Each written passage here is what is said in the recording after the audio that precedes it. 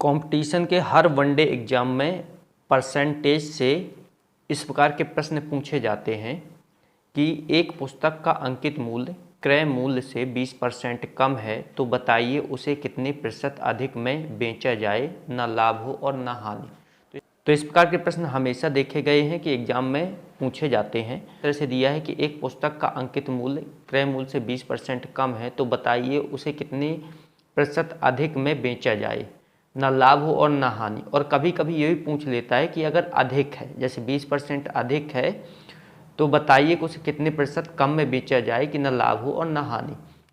तो इस प्रकार के प्रश्न को हल करने के लिए हम एकदम शॉर्ट मेथड का यूज कर सकते हैं। आइए इसको देखते हैं कि एक पुस्तक का अंकित मूल्य, यहाँ पर लिखा हुआ है कि एक पुस्तक का अंकित मूल्य क्रय मूल्य से 20% कम है। यहाँ ध्यान रखना है कि यहाँ पर अगर कम बोल रहा है तो हमें 100 से कम मान के चलना है कि 100 से कम है, 20 अगर करेंगे तो 80% बचेगा।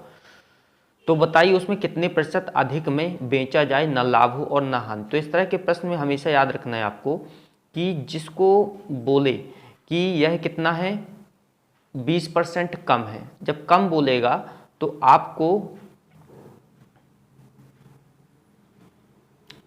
100 के साथ उसकी मल्टीप्लाई कर देना है। 100 के साथ उसका हम मल्टीप्लाई कर देंगे जितना बोल रहा है, कम या ज़्यादा जो भी बोले उसके साथ उसका मल्टीप्लाई कर दीजिए। जैसे हमने 20 का दिया हुआ है कम तो हमने इसको कर दिया।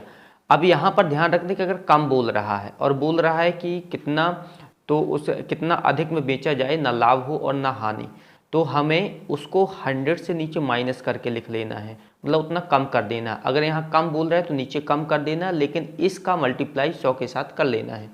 तो जैसे करेंगे तो 100 का 20 के साथ मल्टीप्लाई हुआ, नीचे 100 से 20 को हमने घटाया तो आया 80।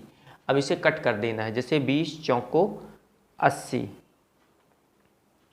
24 जा 80 और 4 2 जा 8, 4 5 जा 10, 25%। इसका आ जाएगा कि 25% में अगर हम इसे बेचें, 25% अधिक में अगर बेचेंगे तो न लाभ होगा और न हानि, क्योंकि 20% उसके क्रय मूल्य में कमी की गई है।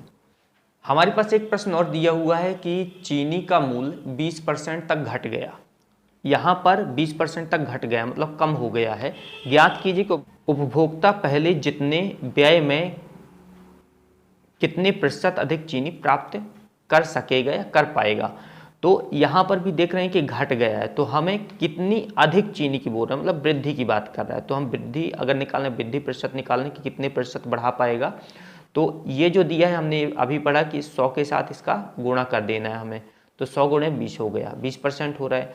और बटे में अब यहाँ पर बोल रहा है कि घटाना है, तो हम इसे भी घटा देंगे 20 से, तो आ जाएगा हमारा 100 गुणे 20 बटे 80 और कट करेंगे तो ये हो गया 20 चौको 80। अब ये 4 आ रहा है तो 4 को अगर करेंगे इसको तो 100 बटे 4, तो 4 दूनिया 4 पंचे 20, 25% का 25% अधिक चीनी प्राप्त कर पाएगा। तो इस तरह से हम इस क्वेश्चन को भी सॉल्व कर सकते हैं। अगर बढ़ाना है तो वृद्धि कर सकते हैं, अगर घटाना है तो माइनस कर सकते हैं उसको।